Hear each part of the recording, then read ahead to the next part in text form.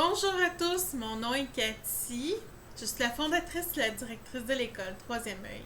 Ça me fait plaisir de faire un petit volet côté paranormal sur la Dame Blanche.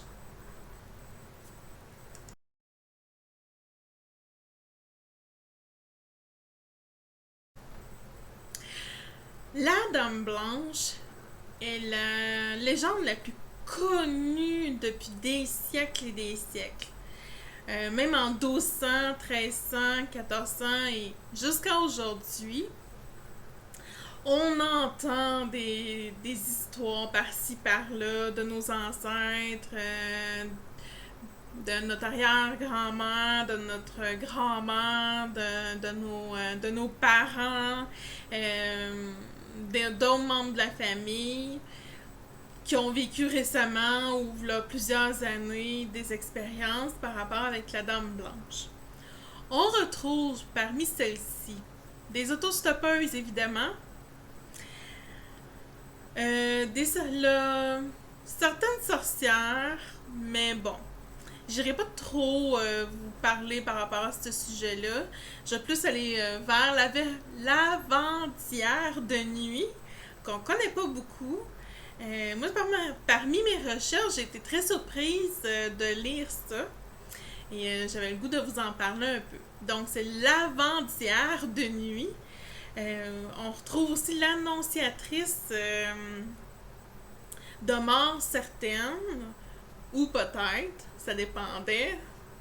Mais normalement, l'annonciatrice de la Dame Blanche faisait en sorte de faire des hurlements, des sifflements vraiment lugubres au-dessus des châteaux.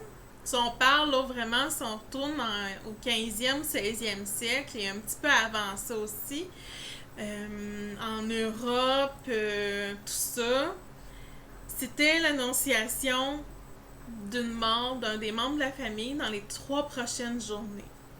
Donc, c'était vraiment de cette façon-là qu'elle annonçait les décès.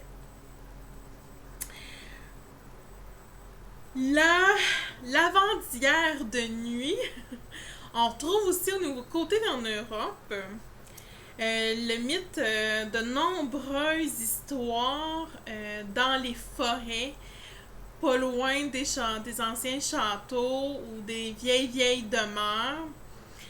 On appelle la Dame Blanche qui lave leur linge de cette façon-là. Donc, l'avant-hier de nuit, elle est appelée comme ça. Quand on la voit laver son linge, elle frotte, comme en ancien temps, de la façon qu'il lavait, proche d'une fontaine écartée et au clair de lune. C'est pas n'importe quand, c'est vraiment au clair de lune. Donc, elle chante pour attirer les gens, puis demande leur aide. Je vous déconseillerais sincèrement de si vous avez une mauvaise intention ou vous êtes une personne qui est colérique ou peu importe, je vous déconseillerais sincèrement d'aller leur aider. Pourquoi? Parce que si elles ressentent une vibration négative, juste le fait de faire il faut que je vais aller les aider, ça va être correct. T'sais, après, je vais pouvoir continuer mon chemin. Eh bien non, vous risquez de vous faire casser les bras. Mais bon, c'est vos risques et périls. Juste avoir une mauvaise pensée de cette façon-là. De faire ça reculons, tu sais, comme on dit, faire quelque chose de reculons. Ça, vous risquez de ne plus avoir de bras. C'est la légende européenne, mais bon, on en prend puis on en laisse évidemment, mais moi je trouve ça un petit peu comique de vous le partager.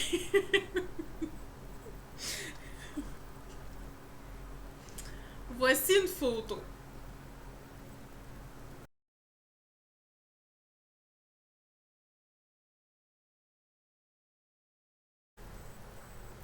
Au 15e, 16e siècle, où est-ce qu'on retrouvait les familles princières et les familles aristocrates européennes avaient leur propre dame blanche. Elle n'était pas là pour hurler à la lune, on va dire ça comme ça. Elle était plus là pour annoncer les naissances. Quelquefois les décès, mais c'était vraiment rare.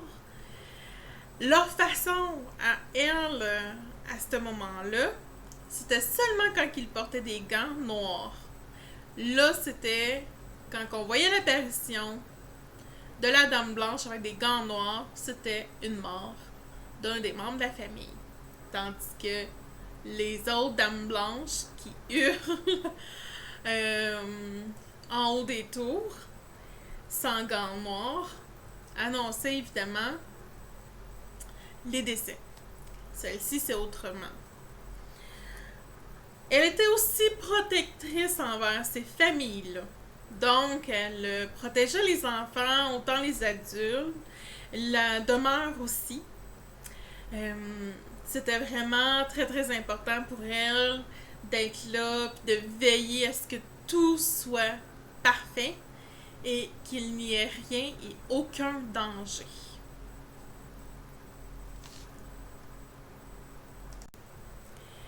Je vais essayer de bien prononcer quelques noms de châteaux. Il y a le château de Puy-Laurence, le château de Puy-Martin, le château de la Boursière, le château de Landreville. Et j'en passe parce qu'il y en a beaucoup en Europe où est-ce que ces légendes-là sont attitrées.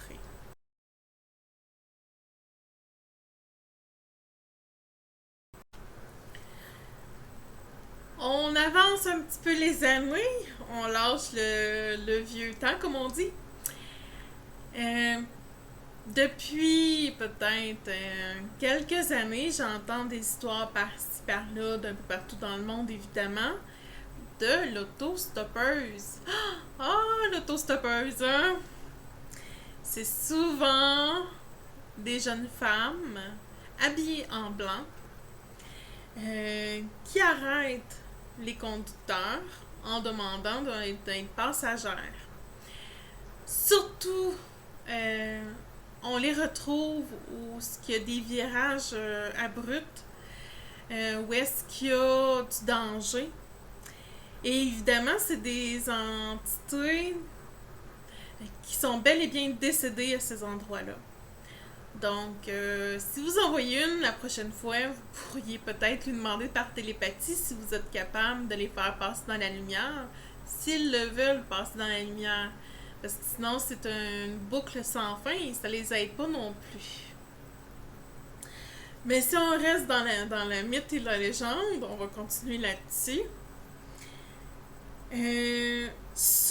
De temps en temps, on va entendre que l'autostoppeuse reste dans le véhicule un petit moment, puis disparaît. Le chauffeur comprend pas où est-ce qu'est passée la personne qui a fait embarquer. Comprend pas. Des fois, ils freak, ils ont peur. D'autres, ben, ils font comme bof, ok, on va passer à d'autres choses. J'aime mieux penser à autre chose, justement. Sinon, si l'autostoppeuse reste dans le véhicule avec le conducteur, du début jusqu'à la fin, parce qu'elle lui a dit l'adresse où ce qu'elle voulait se rendre, le conducteur lui dit voici ta maison, tu peux débarquer. Elle va crier vraiment très très fort, un cri striant, puis va faire en sorte de partir et de retourner au point de départ.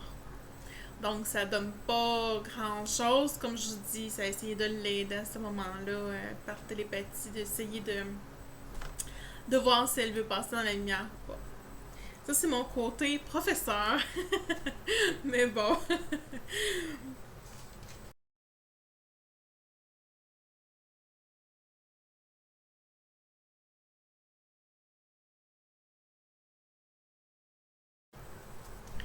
La Dame Blanche de la chute Montmorency est un des grands moments de l'histoire du Canada. Une victoire militaire des forces françaises contre le général britannique James Wolfe. Je retourne des siècles en arrière à l'été 1759. Alors que se poursuit la guerre de 7 ans, Mathilde et Louis sont profondément amoureux. Le couple se donne rendez-vous régulièrement au sommet de la chute Montmorency, un endroit romantique. Ils doivent bientôt se marier et la jeune femme a déjà confectionné une magnifique robe blanche.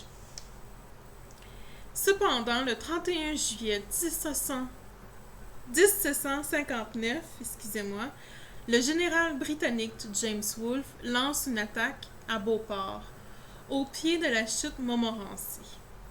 Il s'agit de prendre une redoute française au sommet de l'escarpement. La pente est toutefois plus abrupte que prévu, puis un orage éclate, ce qui a pour conséquence de noyer la poudre des fusils des assaillants. Les Français, bien à l'abri, n'ont pas ce problème. L'attaque est un échec. Les Britanniques perdent 210 soldats, alors qu'on compte près de 70 morts chez les Français. Louis, un milicien, fait malheureusement partie des victimes français. Mathilde ne peut le supporter. Elle s'habille avec sa robe de mariée et se jette du haut des chutes. Depuis, on voit parfois une forme blanche errer tristement sur les lieux. J'ai déjà entendu parler de gens qui avaient été là voir la chute et avaient vu effectivement une dame blanche se promener tristement et elle les entendait pas et elle ne les voyait pas non plus. En 2007, je me trouve à Charette, chez un membre de ma famille du côté paternel, que je n'ai jamais connu, mais en 2007, j'ai pu reprendre un petit peu de contact à court terme avec eux, avec certains membres de la famille. Donc, c'est au début de l'entrée de Charette. Je nommerai pas les intersections, les rues non plus, pour qu'il ait sa vie privée à lui. Pour pas qu'il y ait des petits curieux qui aillent voir. Donc, il me raconte qu'il voit, il entend, il m'a bel et bien montré que oui, il y avait les facultés, un peu comme les miennes. Mais ça s'arrête là. Donc, ce soir-là, on parle de tout. On apprend à se connaître, surtout plus, moi, mon côté paternel, évidemment. Le caractère de mon père, Alouette, etc. Quand, à un moment donné, je lève la tête et à 7, peut-être 10 mètres de moi, en face de moi, se trouve une fenêtre. Je vois de l'autre côté de la fenêtre, comme vous me voyez à l'écran, opaque, une entité, une dame blanche, les cheveux longs, une robe blanche, les cheveux noirs, le visage un petit peu plus blanc que le mien, évidemment. Et elle se retourne le visage vers moi. Et il me regarde des pieds à tête et me dit par télépathie « Bienvenue ». Sans le savoir, par télépathie, j'ai dit comme « Merci ». J'ai comme réalisé que je venais de répondre à l'entité, que je ne savais même pas pourquoi il me disait « Bienvenue ». La personne chez qui j'étais me voit et remarque que je suis devenue un petit peu bizarre. Il dit, t'as-tu vu un fantôme ou quoi? J'ai dit, ben oui, effectivement. Je la décris exactement comme je viens de le faire avec vous, mais avec un petit peu plus de détails. Tout ça. Il dit, oui, c'est Madame Blanche qui me protège des gens qui viennent me rendre visite, à savoir s'ils sont bons ou sont méchants ou sont néfastes pour moi. Elle me protège. Elle a même fait fuir un de mes anciens amis qui était venu me rendre visite une journée. Il était sur le bord de la porte. chez moi. Et il m'attendait, on était supposé d'aller à quelque part, puis de revenir boire une bière après. Ça s'est jamais fait. Il dit, j'étais dans ma chambre, j'allais chercher mes affaires, mon portefeuille, tout ça. Quand que j'ai vu et j'ai senti la Dame Blanche qui est là depuis des années et des années. Je pense que ça fait 40 années qu'elle est là. Ça fait longtemps quand même. Monter, il l'a vraiment entendu clairement, monter les marches rapidement, passer pas loin de la porte d'entrée, mais en flèche, en furie, comme on dit, et arriver nez à nez avec son ami de l'époque. Son ami il s'est mis à crier, puis il est sorti en flèche de chez eux.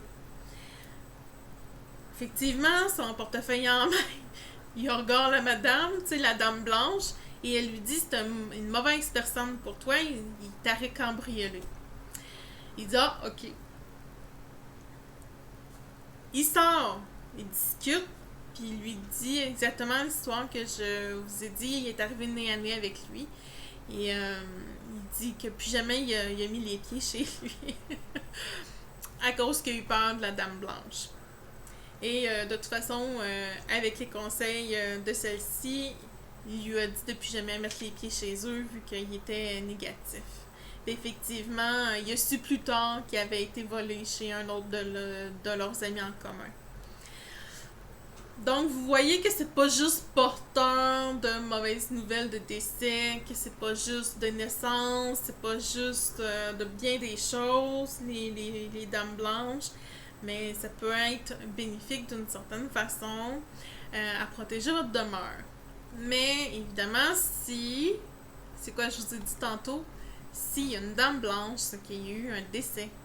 Ça veut pas dire dans la maison ou sur le terrain, ça peut être l'autre bord de la rue. Surtout ce qui habite, c'est très très rapide et très passant. Ça se peut que ce soit une femme de plusieurs années qui est décédée, qui s'est fait frapper, puis qui est restée errée là-bas. J'espère que le volet de la Dame Blanche vous a fait découvrir certaines histoires. J'en ai gardé une Dame Blanche pour le spécial Halloween. Celui-ci, c'est un peu plus détaillé parce qu'on connaît... la plupart des gens connaissent cette histoire-là. Mais j'en dirai pas plus pour vous garder un peu de suspense. Je vous souhaite une belle journée ou une belle soirée. Prenez soin de vous. À la prochaine.